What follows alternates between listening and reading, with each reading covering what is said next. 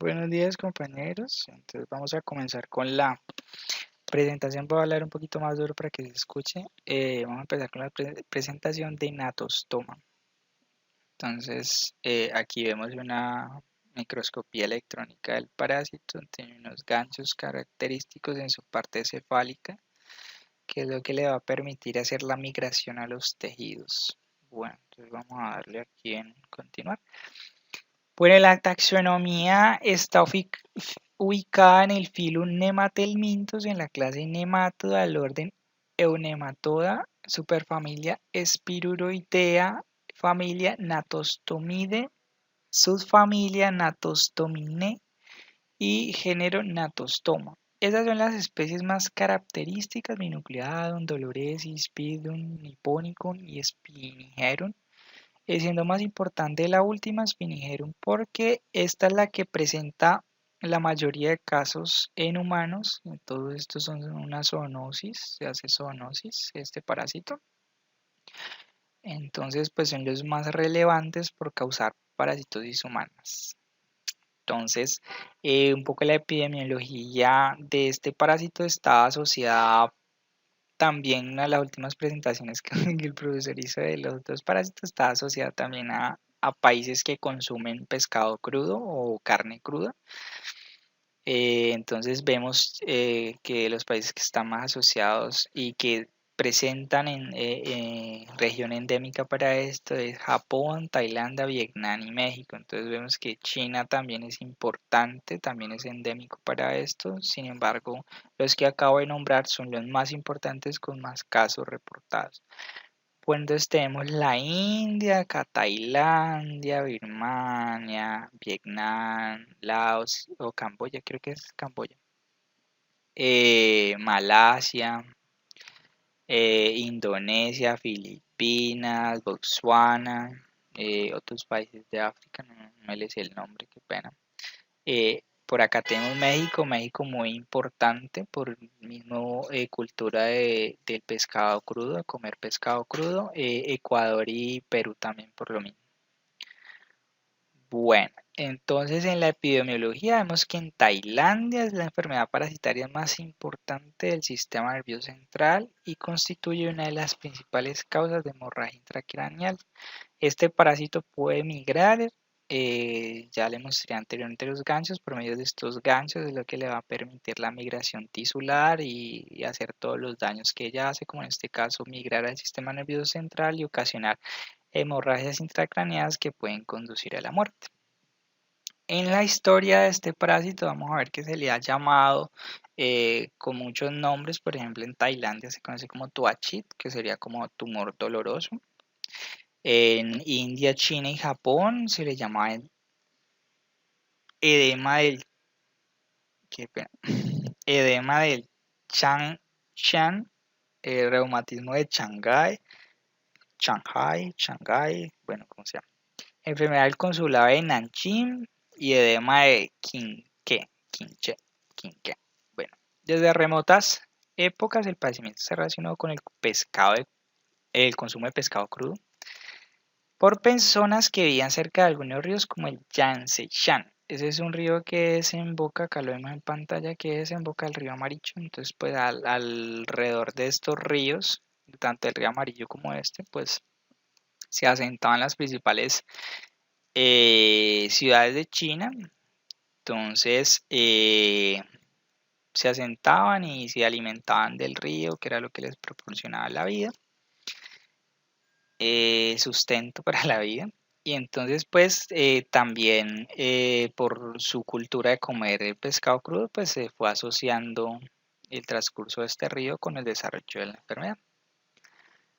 Bueno, entonces en la historia se reportó en 1836, se describió por primera vez el género Natostoma en un tigre, que se le encontraron parásitos adultos, y se le escribió la primera especie, que era Spinigerum. Fue la primera especie que se describió. Después en el 89 Levinson, entonces se registró el primer caso de natostomiasis humana. Entonces ya se identificó que era una zoonosis. Entonces, se conocen actualmente 3 especies, de las cuales destacan estas 4. Qué pena.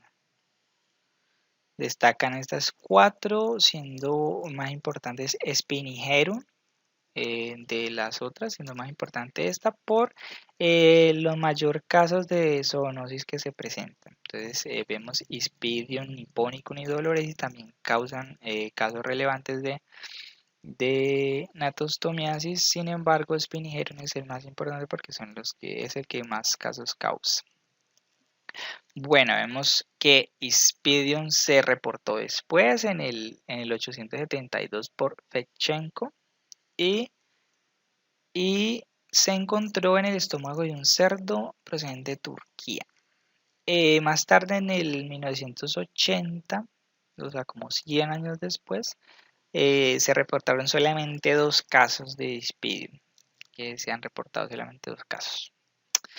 Natostoma doloresi se describió en 1929 por Tubangui y se le encontró en un parásito adulto hembra en la cavidad gástrica de un cerdo en Filipinas. Después, en el 1930, Malpestón describió la morfología del parásito macho recuperado del estómago de un cerdo presente en la India. Entonces, pues, en el 1929 se describió Doloresi. En Japón, Miyazaki en 1960 realizó los primeros hallazgos de Doloresi al examinar parásitos conservados desde el 1950 que se creía que era Ispidium el agente causal y no Doloresi. O sea, en ese tiempo no había Doloresi. Bueno, creo que sí. Sí. Sí había Doloresi ya, pero no se identificaba correctamente, no se diferenciaba correctamente, porque las técnicas de diferenciación fueron avanzando conforme pues el tiempo fue pasando. Entonces vemos que antes no sé, o sea, conforme fue pasando el tiempo se fueron encontrando otras especies porque las técnicas de diagnóstico fueron mejorando y las técnicas de diferenciación se fueron mejorando. Entonces, ¿dónde era que iba? Creo que era iba aquí. Sí. Entonces, entre el 89 y el 88 se dieron a conocer los primeros casos de natostomosis humana ocasionadas por la especie Doloresi. Entonces, actualmente se han registrado más de 20 infecciones por Doloresi y la mayoría de ellas adquiridas por comer carne cruda de peces de agua dulce y de reptiles como la serpiente Archistroodon halis, que es la que vemos acá en pantalla. Es esta, no sé por qué a la gente le gustaría comer a las serpientes, pero bueno, son costumbres que tienen por allá. Esta serpiente sería un hospedero paratécnico porque el parásito no se desarrolla en este reptil, sino que solamente lo utiliza como un carrier o como medio para llegar a su hospedero definitivo o hospedero accidentado, que somos nosotros, que podemos llegar a adquirirla comiendo la carne cruda de la serpiente. Bueno, una de las últimas en describirse fue Nipponicum, que pues por el nombre fue allá en Japón y se halló en el esófago de comadrejas. Más o menos en el 41 Yamaguchi realizó la descripción morfológica de las formas adultas, pero aún hoy no se conoce completamente el ciclo vital de esta especie. En 1988 y 91 se describieron los primeros casos en los que se identificó a Nipponicum como agente causal de natostomosis humana. Creo que es así. Bueno, en el periodo 89 a 97 se reportaron 1.449 casos, siendo más de 1.000 correspondientes a natostomosis cutánea, que es la principal patología que se desarrolla, existiendo natostomosis visceral también. Aquí vemos que la neurológica se distingue de la visceral, pero es un tipo, la neurológica es un tipo de natostomiosis visceral. Entonces se encuentra en Tailandia, Japón y México. Es muy importante aquí porque también es endémico para la enfermedad. Bueno, en el ciclo de vida vemos que estos son los hospederos definitivos, son el cerdo, el perro doméstico y el gato doméstico o silvestres. Tigres creo que también, pero silvestres o domésticos, en cualquier caso. Ellos se infectan por comer ya sea hospederos paraténicos o los hospederos intermediarios, estos son segundos hospederos intermediarios. Entonces pueden infectarse con estos y entonces ellos van a generar una masa en la pared gástrica.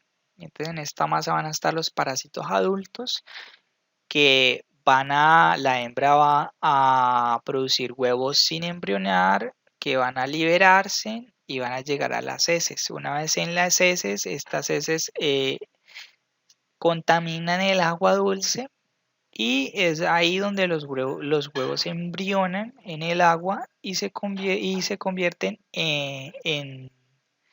o sea, liberan larvas L1.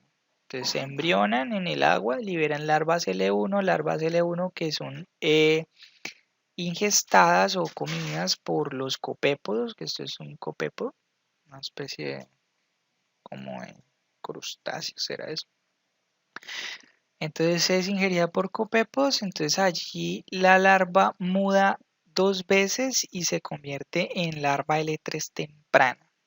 Entonces en el copépodo, que es el primer intermediario. Después este copépodo es ingerido por peces o ranas, por cualquiera de los dos, mayormente peces. Las ranas, si no estoy mal, son hospederos no muy comunes. O sea, es más común el pez. O sea, que la parasitosis a través de ranas no es muy común, es lo que quiero decir. Bueno, entonces el pez vendría siendo el segundo hospedero intermediario en el cual la larva pasa a L3 temprana a L3 avanzada. Se lo hacen en el tejido. Entonces migra a los tejidos y bueno, madura a L3 avanzada. Entonces se madura y migra a los tejidos para que los hospederos paraténicos la ingieran o en su efecto los definitivos la ingieran y se contaminen con la enfermedad siguiendo el ciclo. Los humanos somos hospederos accidentales, entonces ya sea por comer segundos hospederos intermediarios o por comer carne cruda de segundos hospederos, bueno, de hospederos paraténicos. Que el nombre de hospedero paraténico viene de que en estos hospederos el parásito no se desarrolla, simplemente se aleja allí esperando que los hospederos definitivos pues se lo coman para continuar el ciclo. Pero entonces puede que nosotros nos comamos estos hospederos y nos infectemos accidentalmente de natostomosis. En el humano, pues este parásito puede quedarse como L3 avanzada o madurar a gusano adulto, pero siendo inmaduro. Entonces hay gusano adulto inmaduro y maduro, pero en el humano nunca llega a ser gusano adulto maduro. Entonces, las principales patologías que se van a causar por esto va a ser por la migración la migración tisular, ya sea subcutánea o mucho más interna a través de los órganos. Entonces, es la principal patología que se va a causar. La forma infectiva va a ser la L3 avanzada, la forma infectiva va a ser esa. La larva puede llegar a medir de 2 milímetros a 2 centímetros dependiendo de la especie y se cree que beber agua con copépos puede ser, no está comprobado, puede ser que sea una forma de infección para el humano. No está comprobado porque se ha escrito que la forma infectiva va a ser la L3 avanzada y no la L3 temprana que está en el copepo. Bueno, entonces ya vemos un poco de los hospederos. Los definitivos pues van a ser animales mamíferos domésticos o silvestres como tigres, zarigüeyas, comadreja, perros, gatos y cerdos. De la forma infectiva ya vimos que la letra es avanzada, se ingieren a través de comidas como ceviche, callos y sushi, preparados principalmente con carne cruda o insuficientemente cocida. Recordemos que, como había dicho el profesor, una de las formas de preparar el pescado crudo es marinarlo, que creo que era con vinagre o limón o más o menos con esas técnicas que no son para nada de esterilización de la carne o de eliminación del parásito, no, para nada lo va a eliminar, entonces pues por eso es que se presentan los casos. Los hospedero intermediario pues van a ser peces de agua dulce, ranas, serpientes o patos. Entonces los que estén dentro de este ecosistema que se puedan comer los copépodos e infectarse o comer los segundos hospederos intermediarios como las ranas. De las serpientes se comen las ranas y entonces ahí se infecta. Los hospederos accidentales pues el humano. Porque pues en nosotros no se desarrolla y no debería, o sea, no continúa el ciclo con nosotros, sino que la larva muere con nosotros. Aunque la larva puede salir de nosotros espontáneamente, o sea, migrar hacia la piel y salir, pero no estoy seguro ni claro de que pues al salir pueda continuar su ciclo, creo que no. Bueno, en las manifestaciones clínicas vamos a ver que esta parasitosis va a causar principalmente lesiones por la migración de las larvas L3 avanzadas o adultas inmaduras, lesiones tisulares a nivel subcutáneo y vamos a ver que va a estar acompañada principalmente por eosinofilia durante la migración inicial. Entonces existen dos tipos de natostomiosis, natostomiasis o mosis, no sé, profe, qué pena, cómo es que sea la forma correcta. La primera es la cutánea, que se caracteriza por la migración parasitaria a nivel subcutáneo, principalmente en miembros superiores y torso. Esta enfermedad tiene una evolución y al principio solo causa en las primeras semanas, creo que acá lo tengo un poco mejor descrito, entonces las primeras semanas va a causar una hinchazón simplemente sin prurito ni dolor y conforme va avanzando el tiempo va a ir desarrollando el prurito y el dolor. Más o menos en un mes después es que va a desarrollar el prurito y el dolor, que es donde el paciente va a acudir al centro. Entonces, en algunos casos, como ya lo dije, la larva puede emerger de la piel y ser extraído, salir espontáneamente. Ser extraída, sea quirúrgicamente, es una de las formas de tratamiento de esta parasitosis. La anatostomiasis visceral se caracteriza por ser una migración profunda entre los órganos y esta migración, ya sea pulmón, extracto intestinal, genitourinario, auricular, ocular o sistema nervioso central, pues va a ocasionar unas patologías, siendo más importante la neuronatostomiasis causada por la migración a cerebro de la larva. Y esta patología está asociada a la meningitis eosinofílica fatal, o sea, puede causar la muerte. Es una de las principales causas de muerte por esta parasitosis. Es la meningitis eosinofílica fatal, por lo que se puede llegar a causar la muerte del paciente por la migración a cerebro y causar esta patología. También es importante la mieloencefalitis y la anatostomiasis ocular debido a que pueden causar pérdida de la visión. Este parásito vamos a ver que una de las principales, digámoslo así, ¿Cómo es que es la palabra? Patogenicidad, creo que sí. Patogenicidad. Bueno, una de las principales formas de causar daño va a ser por la migración tisular que ocasiona daños como hemorragias, lesiones tisulares, una sobreactivación del sistema inmune.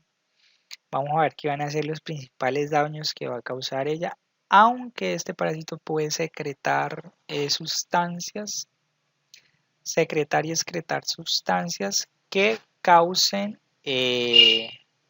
aquí pena, profe, llegó mi mamá, que causen daños, pero esos daños no son tan grandes como los que causa por la migración, la hemorragia y demás cosas que puede causar. Entonces, vamos a ver que después de la ingestión de la carne cruda, ya sea del pescado o de los animales que antes vimos. Qué pena, profe.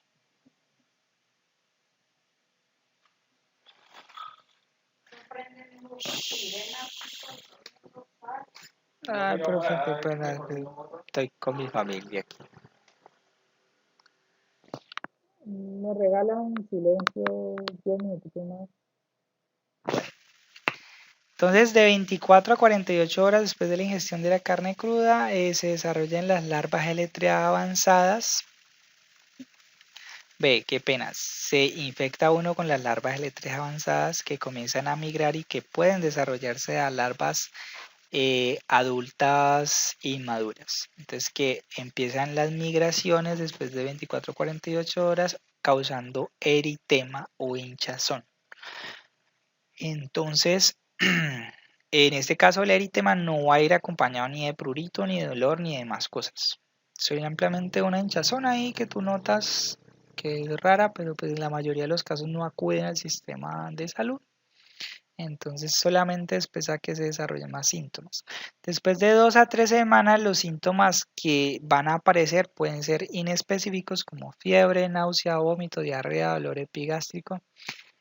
Usualmente acompañados de eosinofilia marcada, que esta eosinofilia marcada o aumentada puede ser, es una de las principales características que vamos a tener que observar para diagnosticar esta parasitosis. Entonces, que vaya acompañada de la eosinofilia y que haya hinchazón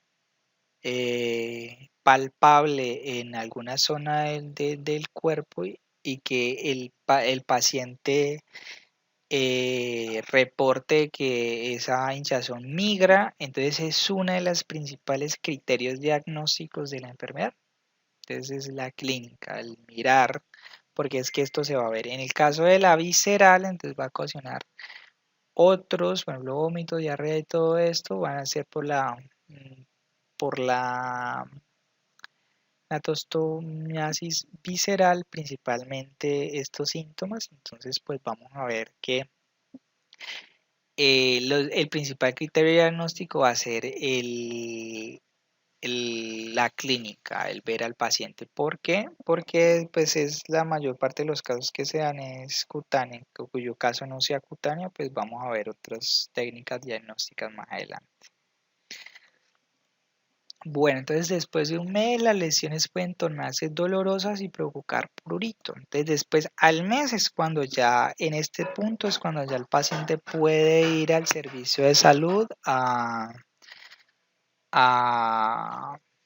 puede ir al servicio de salud pues a reportar que tiene esta parasitosis pues porque ya le duele y ya le rasca y ya es inusual para el paciente. O puede que el paciente se acostumbre a esto, ya dado que la larva migra intermitentemente, o sea, a veces se queda en un lado, a veces migra, entonces depende de cosas como aleatorias.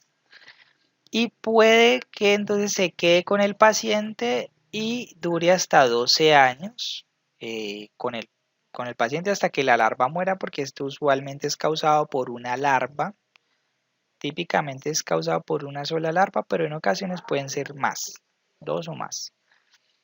Entonces, pues un poco las manifestaciones clínicas que se pueden presentar. Acá, en esta acá arriba no es muy claro dónde está. sino que como esta imagen venía acompañada con esto, entonces pues la puse, pero no se ve muy bien. Dice que en la frente está, pero si ustedes lo logran ver, no sé, por ejemplo acá o acá, de pronto acá. Bueno, acá sí se ve un poco más claro en este de acá abajo, mirando, estoy señalando. Esta hinchazón acá, esto va a ser palpable, o sea, esto se puede tocar.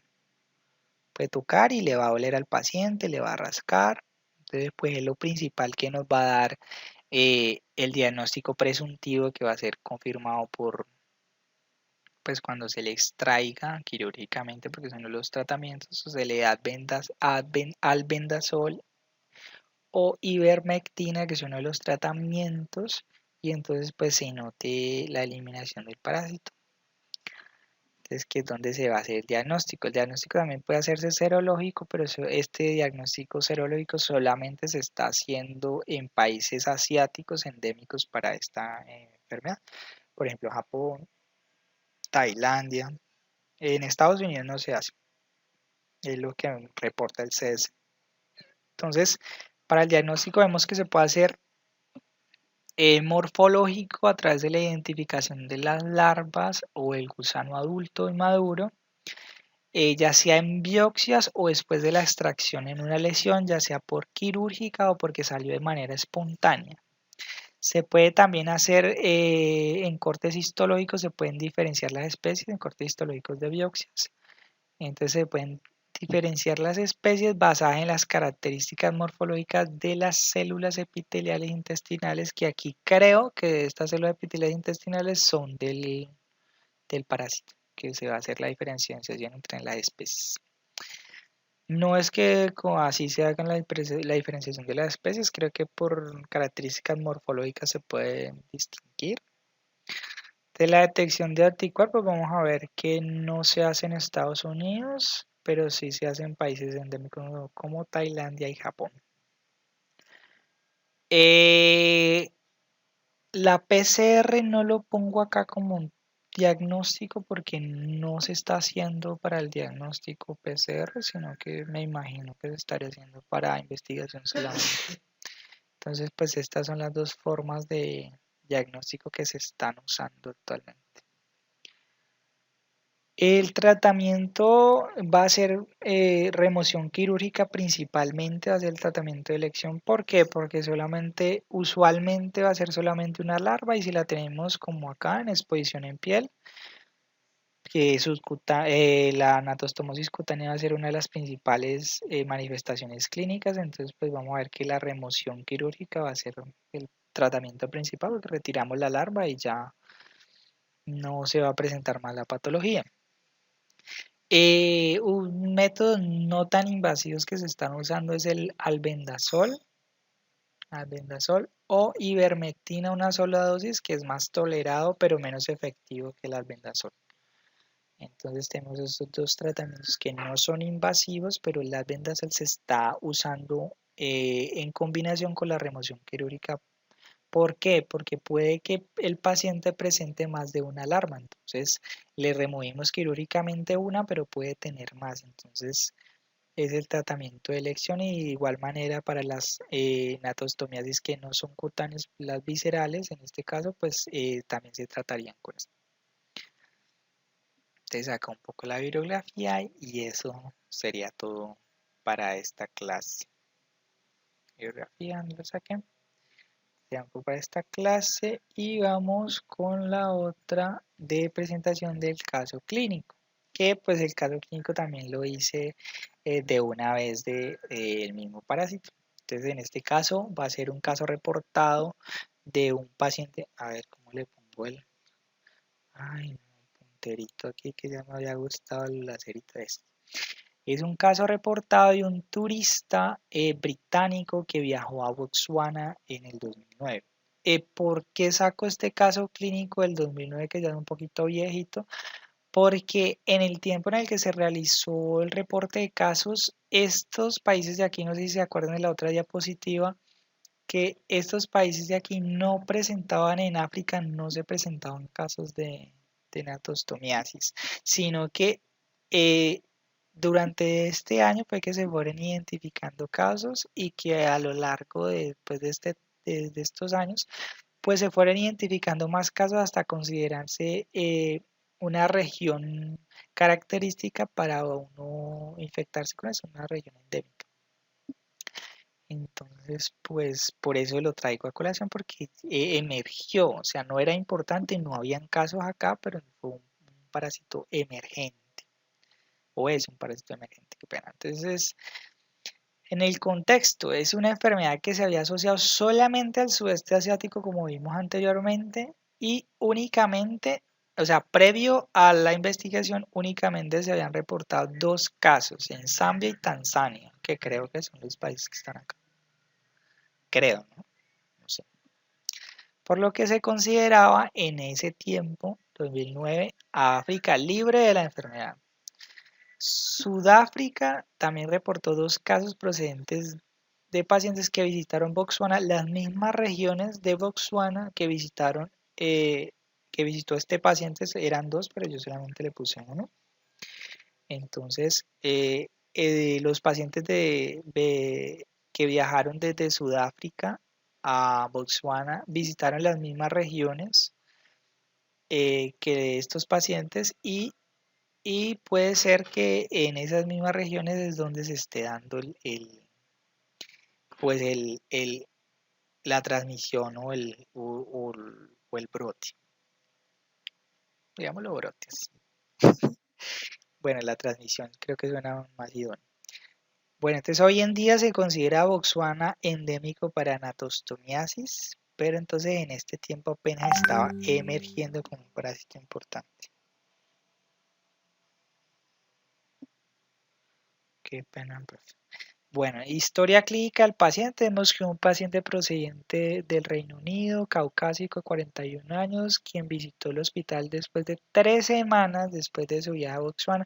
Recordemos en las manifestaciones clínicas que antes había puesto que más o menos al mes es cuando se está presentando el dolor y el prurito, que es cuando la gente va a acudir al centro de salud, porque antes de eso simplemente va a ser una hinchazón, un enrojecimiento que no es, como ya vimos en la foto anterior, no es muy evidente.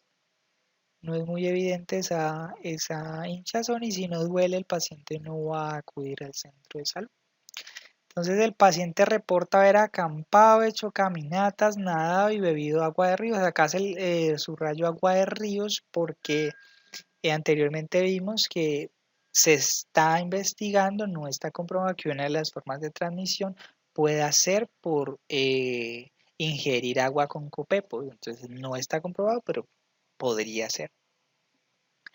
Podría ser, pero entonces acá uno de los cosas que salta la alarma es que comió pescado crudo durante el viaje. Entonces esto salta la alarma para uno ir pensando todas las parasitosis que se pueden ocurrir por comer pescado crudo. Entonces es algo que tiene que ser relevante para el personal de la salud. Bueno, entonces 2 semanas después de comer el pescado crudo reportó dolor abdominal e incomodidad localizada, pero que cada mañana el dolor migraba acompañado de inflamación palpable. Que el dolor migre va acompañado de la clínica de que el paciente reportó comer pescado crudo va a ser algo que nos va a sugerir el diagnóstico de natostomiasis, que también se le denomina migración cutánea. Migración cutánea, creo que acá lo tengo un poco más escrito. De infección helmíntica migratoria, creo que es así como se le denomina también a la natostomiasis. Bueno, entonces acabamos. Entonces 2 semanas después de comer reportó dolor abdominal, incomodidad, acompañada de dolor que migraba, acompañado de inflamación palpable sobre su vaso, arriba del vaso, que se resolvió solo después de 12 días. Entonces se resolvió solo. O sea, él no tomó nada, se le resolvió solo. Entonces, después desarrolló prurito bajo el brazo izquierdo y después de 24 horas desarrolló una masa subcutánea dolorosa en la pared anterior del pecho. Acá.